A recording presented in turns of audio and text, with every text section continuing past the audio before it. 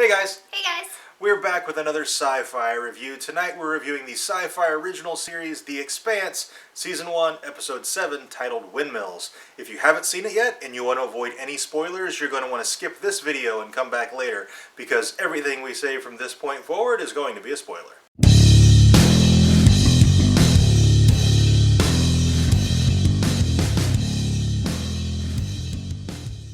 Okay, the title of this episode is Windmills, and that is the second Don Quixote reference that I've noticed in the series, and there's actually a few in the book as well. Now, the phrase tilting at windmills comes out of Don Quixote, and basically what it means is battling an imaginary foe. So I think that the title is kind of like a clue to us as an audience that the real threat hasn't been announced yet. Like we don't know what the actual threat to the solar system is yet. It's not Mars, it's not Earth, it's not the Belt, and it's not the OPA. The OPA.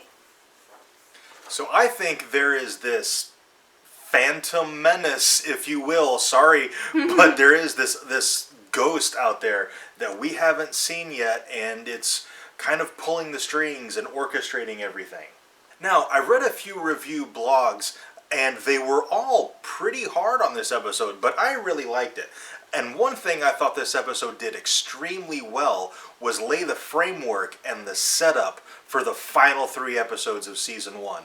And it looks like they're going to be epic, because the pieces are now slowly getting into place. Yeah. And it looks like everything is heading toward Eros, and it's just this convergence of plot is going to happen there, and I think it's going to be awesome. Yeah, it's like all of the character stories are starting to come together into one giant story, as opposed to like 5 or 6 separate little stories. Like they're all starting to coalesce, and it's going to be crazy. Yeah, it's going to be awesome. Now, of course, the crew of the Rocinante, they're not on their way to Eros, which they said in the episode, but they're going to end up there, and I gotta think that's going to happen sometime in the next episode. Yeah. So last episode, Miller was fired from Star Helix, so he is at literally his rock bottom, and that was the title of last episode, was Rock Bottom. But in this episode, he basically has gone all in his quest to solve the Julie Mao mystery, and this going all in is punctuated by him basically taking everything he owns that is worth anything, all his chips, his communication it's like the futuristic smartphone type thing. He cashes all of that in. Yeah. And what kind of like cements it is he hangs up his hat and leaves it. Yeah. So it's almost like he's been reborn, and this is a new task, and he's a new person. So I think the Miller we get from here on out is going to be a very different Miller than we've gotten through the first 7 episodes. Yeah, I agree. Some of the most interesting scenes, though, I thought, came with Christian on the ranch talking to Holden's mom. Yeah, Christian's probably one of my favorite characters because she's absolutely frustrating, and it's hard to tell what side she's on. Like, it's really, really hard to get a read on her and a read on her character. So I absolutely love it. It's really hard to tell, guys. Sometimes she comes across as very villainous, and sometimes she comes across as just someone who will do anything to prevent the solar system from going to war. Yeah. So I absolutely love any scene that has her, and she was missing from the last episode quite a bit, and just thus far hasn't had a whole lot of screen time. So I was really excited to have like this entire story on the ranch with Holden's mom. And we got a ton of backstory on Holden in those scenes. Yeah. I guess they have like these family units, and it's like 8 people, and all of their DNA gets combined to create a child. I'm not sure how that works. Which we got some hints to that in some previous episodes, but this is the first time we've ever actually gotten to meet anybody from Holden's family. Yeah. And he's basically was raised to be a leader and to further whatever their political agenda is. Yeah, we don't really it's almost like sense. he was created to further their family. Like and we don't really know what their end game was, but it was something that his mom just wasn't down with, and she let him go. Yeah, it's like she realized that they were brainwashing him and forcing him to do something he didn't want to do, or basically not giving him a choice, so she gave him a choice. Right. And we don't really know how his past, how his family, and what their goals for him were. We don't really know how that informs his morality. Yeah. But, as across the whole show, Holden is by far the most morally sound person there is. Yeah. And how that gets challenged as the season comes to a close is going to be really interesting. Because Amos in this episode...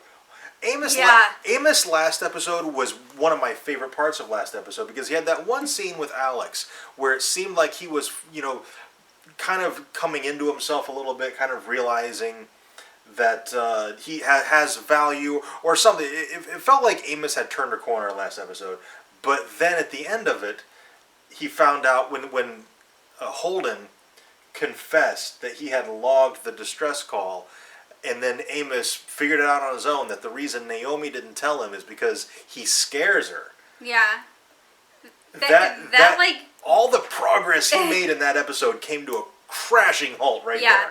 And this episode, he was scary. Yeah. He was scary in this episode. Yeah. He had, just flipped a switch and turned off all emotions and pity and morals and everything. And he wanted to space the guy who hitched a ride on the Rocinante. Yeah, the spy. Yeah, the spy. He wanted to just space him.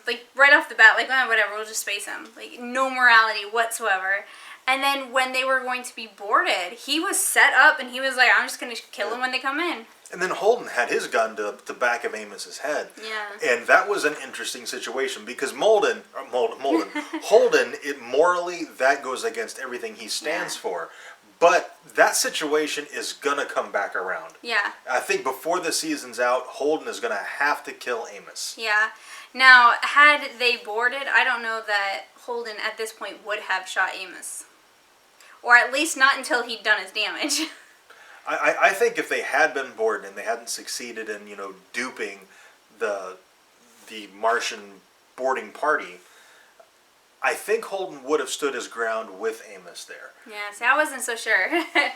I think at the end of the day, self-preservation would have won over. I think he's getting there, though.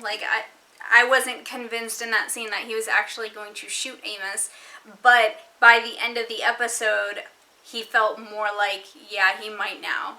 The Holden-Amos relationship or dynamic reminds me a lot of Rick and Shane from the second season of The Walking Dead. Yeah, it does. So there's a lot of similarities there, and that's kind of the way it is with whatever story you're talking about. You have basically two alpha males in the same place at the same time, and they're butting heads, and that's just the way it's going to be. Now, if Holden does end up having to kill Amos, and I think he's going to, how that changes Holden's relationship with Naomi. Yeah. That's going to be really interesting. That will. But I kind of think Naomi's seeing it. She sees that Amos is getting scarier and scarier and losing his mind. And Holden even tells her at the end of the episode, you need to get him back, under rein control. Rein him in, yeah. And so, as the episode concludes, that's the big question I was left with, is the biggest immediate threat to the crew of the Rocinante. Is it the spy? Is it Christian's spy? Or is it Amos? I think it's Amos. I think it's Amos. Okay, I think that's pretty much it for this review. I loved this episode. It set up the final 3 episodes perfectly, in my opinion. I thought it was great. We would love to know what you guys think. Talk to us down in the comments. Let us know your opinions. If there was something we missed, something that we got wrong, or something you think we should have mentioned and we didn't, tell us. Also, if you enjoyed this video, be sure to let us know by clicking that like button and subscribe for more reviews. And thank you very much for watching, and we'll see you next time.